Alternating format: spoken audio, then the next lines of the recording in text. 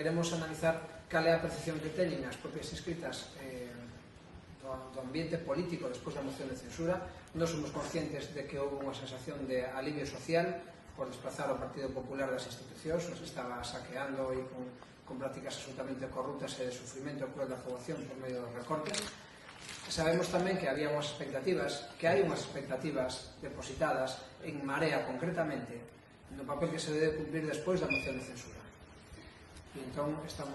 queremos saber, pasados xa varios meses desa moción, dos 100 días da nova presidencia do goberno, do novo goberno do Estado, si a nosos inscritas e inscritos están satisfeitos sobre cal é a marcha neste momento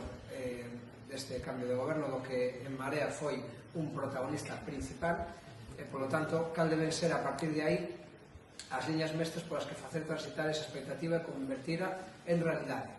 de tal maneira que non estamos dispostos, desde Marea,